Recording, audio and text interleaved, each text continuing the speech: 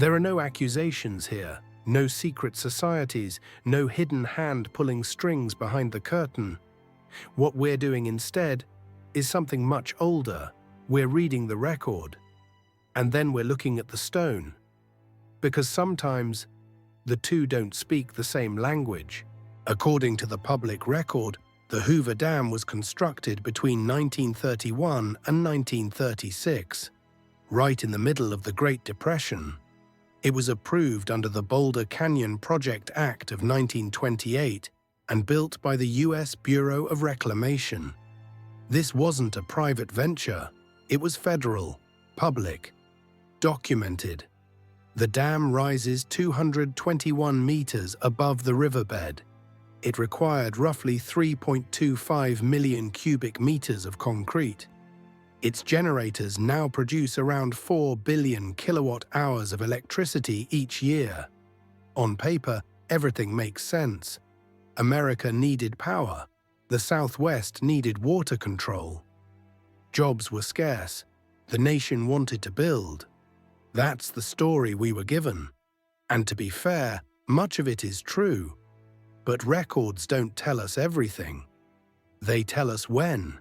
They tell us how much. They rarely tell us why this scale. Behind the dam sits Lake Mead.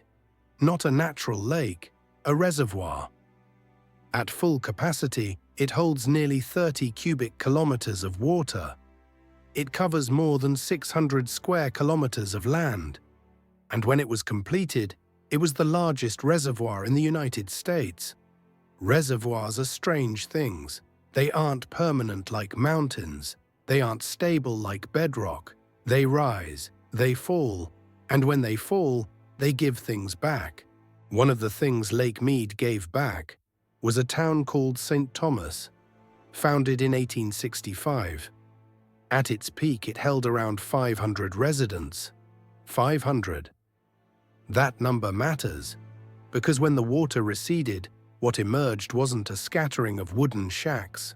It was masonry, brick homes, stone foundations, a church, a schoolhouse, graded roads.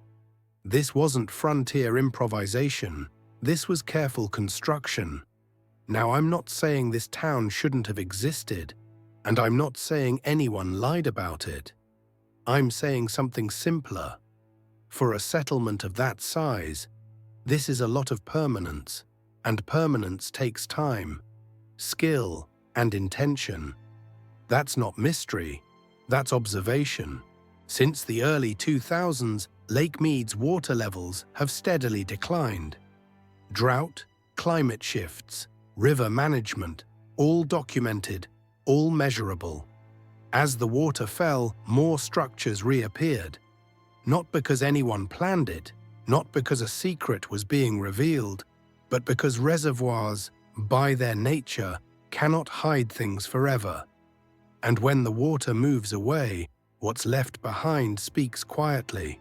The Hoover Dam wasn't just large, it was precise. During construction, engineers had to divert the entire Colorado River.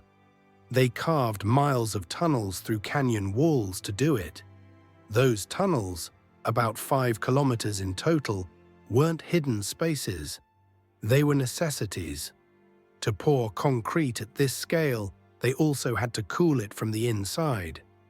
Without a cooling system, the dam would have taken over a century to fully set. So they ran water through embedded pipes, measured temperature, controlled curing. This wasn't rushed work. It was patient, methodical, almost conservative. And that's worth sitting with.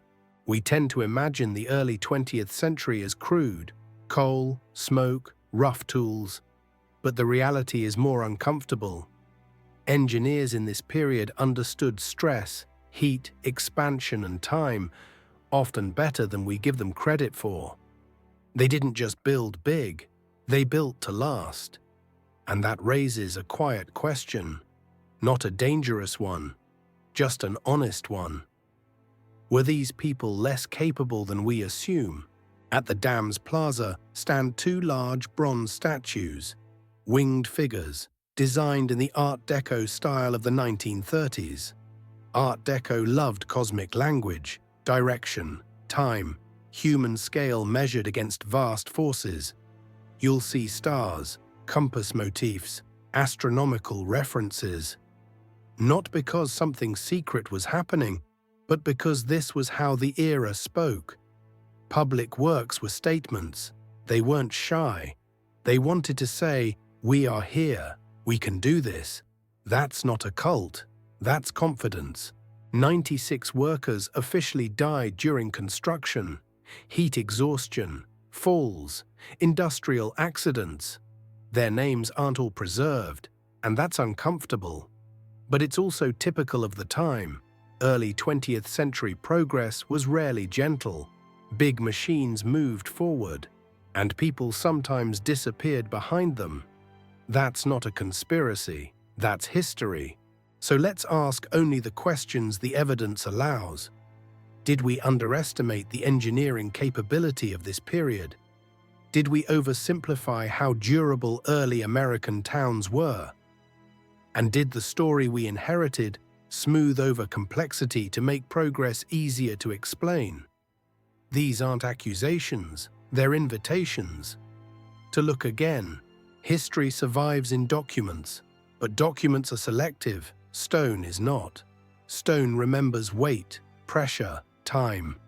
And when we stand in front of something like Hoover Dam, we don't need to imagine hidden worlds. We just need to respect the one that built it. Sometimes the most unsettling thing isn't a secret. It's realizing how much we've forgotten about what humans were already capable of. Fade out.